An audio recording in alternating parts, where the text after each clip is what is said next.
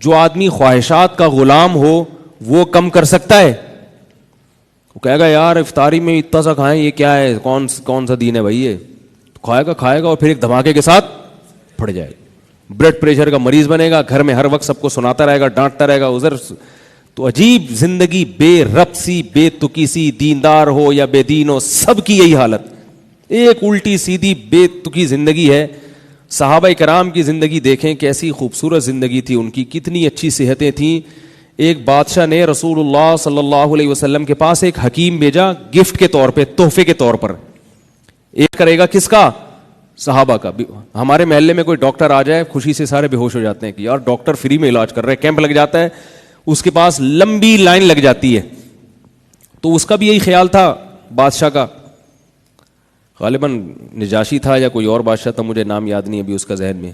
تو اس نے گفٹ بھیجا ایک طبیب کہ ہمارے ہاں کا مایا ناز طبیب ہے، اس زمانے میں ڈاکٹر طبیب ہوا کرتے تھے یونانی طب، تو یہ علاج کرے گا. اس کا خیال تھا یہ بڑے خوش ہوں گے.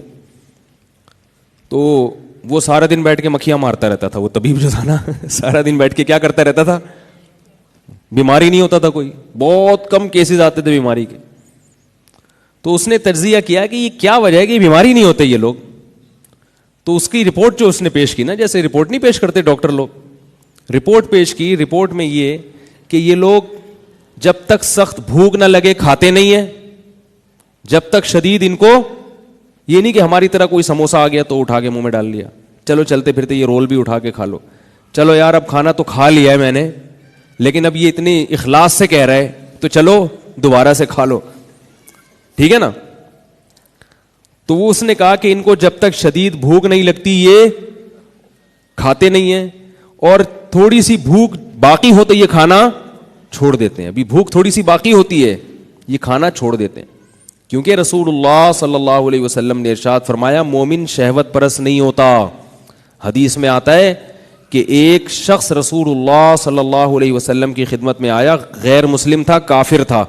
آپ نے اس کو دودھ کا پیالہ پیش کیا اکرام کے طور پر، اس نے دودھ پیا، آپ نے فرمایا اور، اس نے کہا اور، آپ نے دوسرا پیالہ پیش کیا، 7 پیالے پی گیا دودھ کے. وہ کتنے پیالے؟ آپ نے اور پیش کیا، اس نے فرمایا بس شبعت، سیر ہو گیا میں. پھر اللہ نے اس کو توفیق دی، کلمہ پڑھا، اسلام قبول کیا اس نے.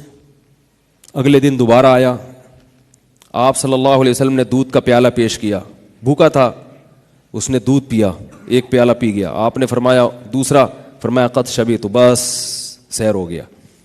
حالانکہ اس نے یہ بیان نہیں سنا نبی کا کہ مومن کیا کرتا ہے؟ کم کھاتا ہے. یہ سنا اس نے؟ نہیں سنا.